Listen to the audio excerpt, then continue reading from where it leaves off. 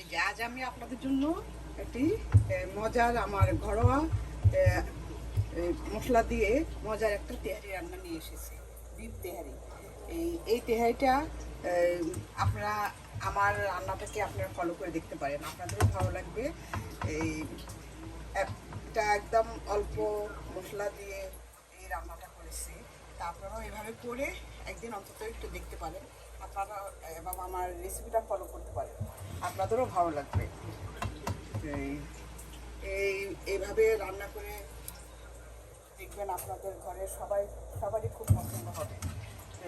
আসসালামু আলাইকুম, দিলুস কিচেন থেকে আজ আমি আপনাদের জন্য একটি মজার তেহারি রান্না নিয়ে এসেছি।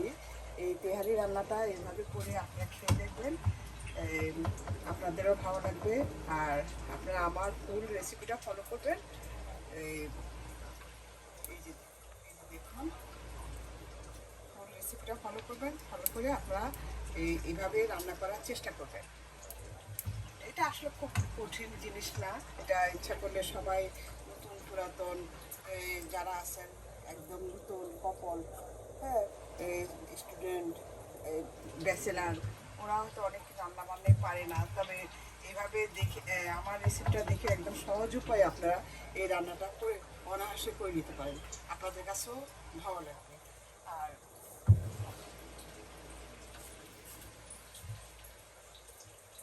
এই রান্নাটা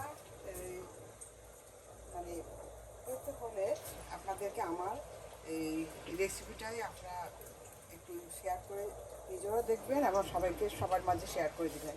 তা আসসালামু আলাইকুম, দিলুস কিচেন থেকে আজ আমি একটি মজার বিফ তেহারি নিয়ে এসেছি, এবং সম্পূর্ণ ঘরোয়া উপকরণ দিয়ে।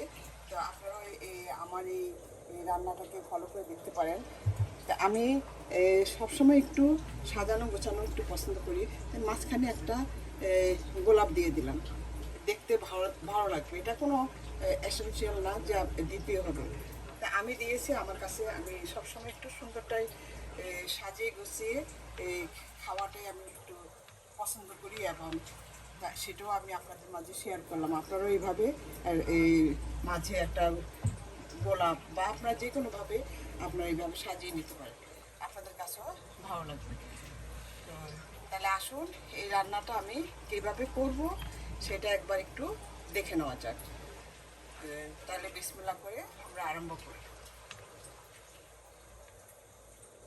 তেহারি রান্না করার জন্য আমি এখানে এই যে এই সাইজের, আমি তার চেয়ে ছোটো আলু পাই নাই, যাই হোক এই সাইজের আলু, চার চার পাঁচটা আলু আমি ছিলে কেটে তারপরে মাঝখানে দুই ভাগ করে নিয়েছি। এখন এটাকে আমি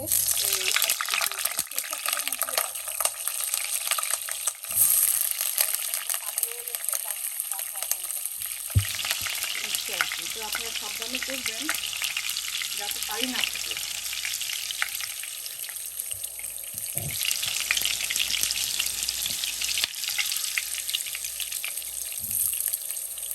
আমি একটু লবণ দেওয়ার কথা মনে ছিল না, যাই হোক একটু লবণ দিয়ে দিলে আর এই পানিটা ফুটতো না। আপনার তেলের মধ্যে একটু লবণ দিয়ে দিন। এখন আমি এটাকে একটু ভেজে নিই।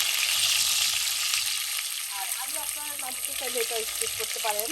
তা আমার কাছে তেহারির মধ্যে আলুটা দিলে ভালো লাগে, তো আমি ছোটো আলু পাই নাই, তো এই একটু বড় আলু আমি এটা মাঝখানে কেটে দিচ্ছি। আপনারা ছোটো আলু হলে ছোটো আলু দিচ্ছি, ছোটো আলুতেই দিবেন। তো যাই হোক আমি এটাকে একটু ভেজে নিচ্ছি। আমার আলুটা ভাজা হয়ে গিয়েছে, আমি এখানে এই আলুগুলি একটা বাটিতে তুলে নিয়েছি। আমি দিয়ে দিচ্ছি যে কিছু পেঁয়াজ কুচি। আমি 1 কেজি পরিমাণ গরুর মাংস নিয়েছি। এই যে দেখুন, আমি 1 কেজি পরিমাণ গরুর মাংস নিয়ে আমি এরকম ছোটো ছোটো করে দিয়ে নিয়েছি। আমি অল্প করেই করবো।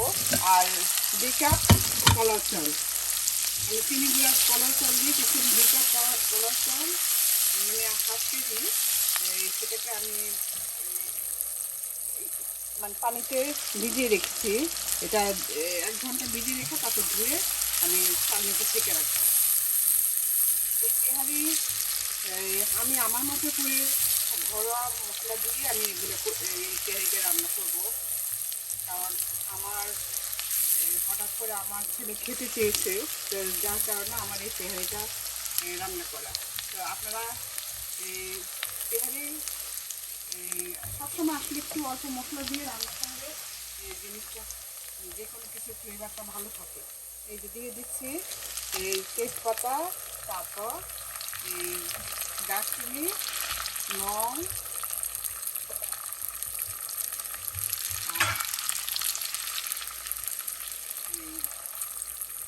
কয়েকটা এলাচ দিয়ে একটু পেঁয়াজটাকে একটু হালকা ভেজে নেব। আমি একটু ঢাকনাটা তুলে নেড়ে দিব। যে এখন দিয়ে দিচ্ছি এই যে 1/2 চামচ ধনিয়ার গুঁড়া, তারপর 1/2 চামচ থেকে কম জিরার গুঁড়া। এই যে 1/2 চামচ থেকে কম জিরার গুঁড়া। কারণ এখন মশলাটা একটু কম কম দিতে হবে এই এর মধ্যে, এই তেহারির মধ্যে। আর দিয়ে দিচ্ছি সামান্য একটু গরম মশলা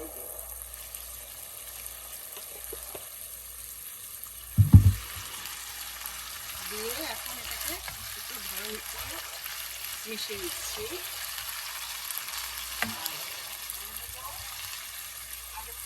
কিছু কয়েকটা পেস্তা বাদাম, কাজু বাদাম আর 2টা কাঁচামরিচ দিয়ে আমি এটা পেস্ট করে রেখেছিলাম। এখন আমি এখানে 4-5টা কাঁচামরিচ সহ পেস্টও দিয়ে দিচ্ছি। আর তেহারির মধ্যে কাঁচামরিচটা বেশি করে দিতে হবে, তাহলে খেতে ভালো লাগবে, সুন্দর একটা ফ্লেভারও আসে, আর একটু ঝাল ঝাল লাগে, খেতে ভালো লাগে।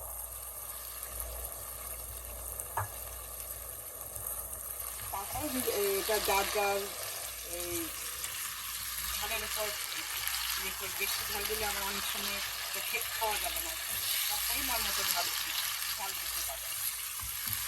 আমার কাছে একটু একটু সকালে ঝাল হলেও ভালো লাগে। আপনার ঝাল যদি কম খেতে চান তাহলে কাঁচামরিচ কমিয়ে দেবেন। এখন এটা ভালো করে একটু কষিয়ে নিচ্ছি। কষিয়ে তারপর আমি দিয়ে দিব 1.5 চা চামচ টক দই।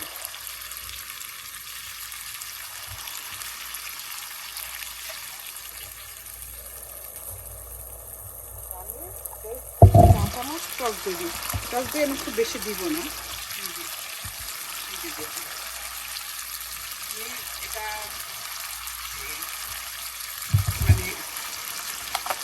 মানে এটা চিনি নেই, আমি আগে থেকে তরকারি করি নেই, আমি সরাসরি দিয়ে দিলাম। আমি সরাসরি দিয়ে দিয়েছি। এখন এটাকে ভালোভাবে একটু কষিয়ে নিই। আমার তেহারির মাংসটাও প্রায় সিদ্ধ হয়ে গিয়েছে। এখন আমি এই ছোট্ট একটু জয়ফল দিয়ে দিচ্ছি, একটু।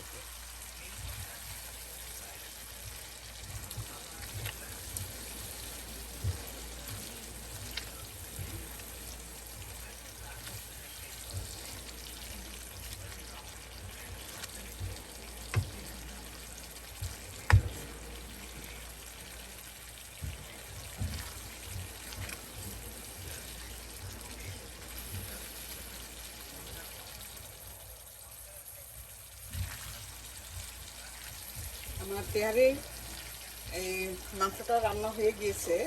এখন আমি এটা এই মাংসগুলি একটা বাটিতে তুলে নেব। আমার তেহারির মাছটা এই যে দেখুন রান্না হয়ে গিয়েছে। এখন আমি এটাকে একটা বাটিতে তুলে নেব।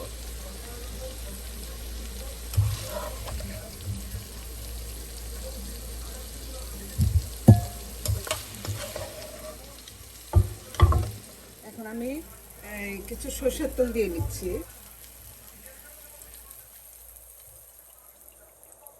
এই 2 টেবিল চামচ পরিমাণ আমি সরষের তেল দিয়ে নিয়েছি।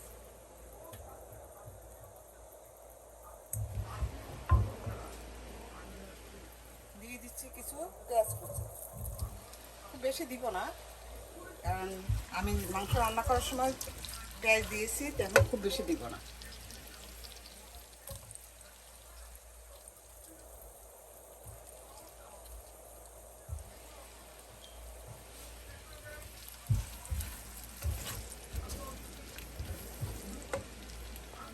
হালকা একটু আরে পেঁয়াজটা হালকা একটু ভাজা হয়ে গিয়েছে।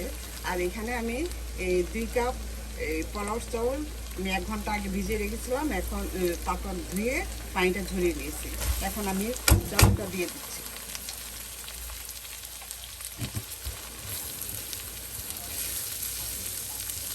দিয়ে কিছুক্ষণ ভেজে নিব।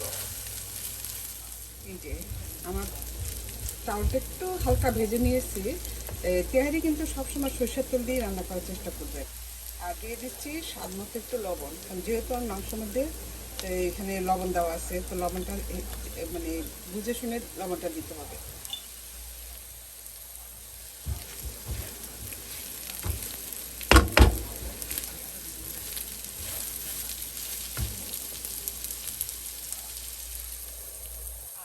দিয়ে দিব আমি গরম পানি। এখানে আমার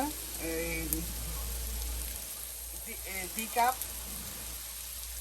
2 কাপ চাউল, 2 কাপ চাউলের জন্য এখানে আমি 3 কাপ গরম পানি নিয়েছি। আর 1 কাপ গরুর দুধ দিয়ে দেবো। মোট 4 কাপ হয়ে গেল।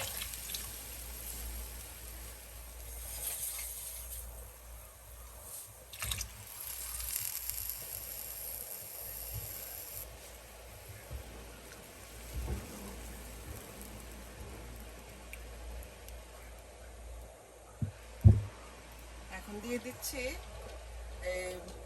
7-8টা কাঁচামরিচ।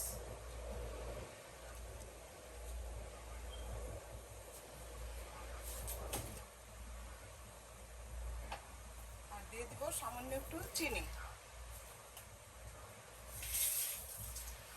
আমি হাফ চা চামচের মতো চিনি দিয়েছি।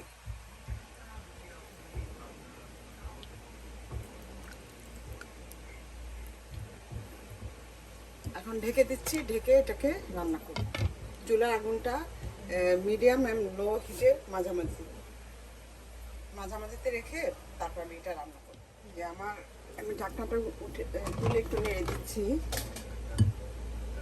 এখন দিয়ে দিব আমি এই যে আগে থেকে আলু ভেজে রেখেছিলাম সেই আলুগুলো।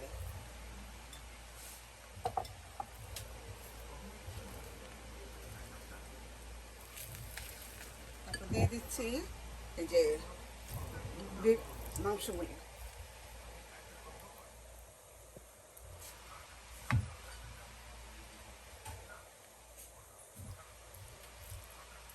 দিয়ে আমি এখন ঢেকে দিব। আমি এখন এই তেহারিটাকে একটু দমে দিব। যে একটা নিচে একটা তাওয়া দিয়ে ওটার উপর আমি তেহারিটা বসিয়ে দিয়েছি। দিয়ে এখন একটু ঢেকে দিব। আর এখানে একটা ছিদ্র আছে, এই ছিদ্রটা আমি এই একটা লং দিয়ে ছিদ্রটার মুখটা বন্ধ করে দিব। এখন এটা দমে সুন্দর হয়ে যাবে বাকিটা। তারপর আমি আবার ফিরে আসবো।